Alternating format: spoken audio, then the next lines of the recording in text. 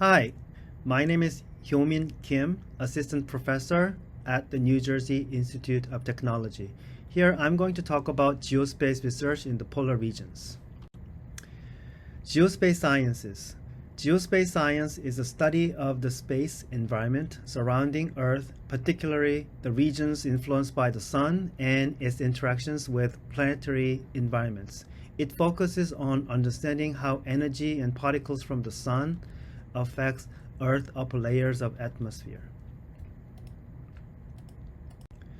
So why are the polar regions important for geospace studies?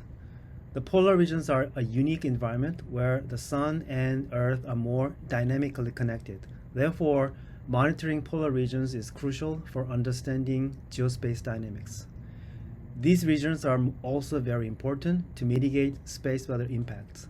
Space weather refers to the changing environmental conditions in space, primarily driven by activity on the Sun that can affect the Earth and human technology both in space and on the ground, such as satellite damage due to high energy particles, satellite orbit drag due to variable atmospheric density, GPS radiation communication disruption, power grid damage, and radiation exposure risk for flight crew and astronauts. Therefore, geospace research in the polar regions is not just driven by scientific curiosity, but also by the need to address space weather issues that can cause costly disruptions. Societal impact. What will the world look like in the 2030s in the context of space weather hazards? This graph shows the large growth of the National Oceanic and Atmospheric Administration Space Weather Prediction Center customer base and the exponential growth of number of satellites in orbit. As our society becomes more reliant on technology moving toward the 2030s, the growth of the space weather customer base is expected to continue. So what observations are being made in the polar regions? The instruments in the polar regions monitor geomagnetic field variations, aurora, GPS and radio communication disruption, polar vortex, gravity waves, and many more. However, as shown in this map, there are large gaps and asymmetry between the two hemispheres in terms of instrumentation coverage. In addition, there's no landmass to accommodate instruments in the north. Therefore, Antarctica is very crucial in addressing the instrumentation gap.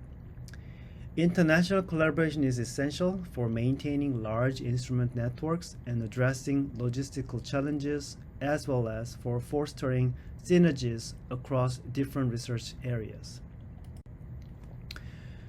Moving forward toward the next International Polar Year. As society becomes increasingly reliant on technology, monitoring the polar regions will be more crucial for understanding global geospace dynamics and protecting against future space weather hazards. However, these measurements are now threatened due to insufficient funding and/or significant reduction in logistics support. And if current trends continue, most data sets used for this research will be removed or significantly degraded within the next 5 years. To advance toward the next International Polar Year, the geospace community is actively working to find improved solutions to address these challenges. One example is the recent establishment of Antarctic Geospace and Atmosphere Research, or AGATA, a program under the Scientific Committee on Antarctic Research, or SCAR. AGATA represents a coordinated global effort to monitor, investigate, and better understand the physics of the polar atmosphere and the impacts of Sun-Earth interactions in the polar regions. Thank you for watching this presentation, and we look forward to working together toward the next IPY.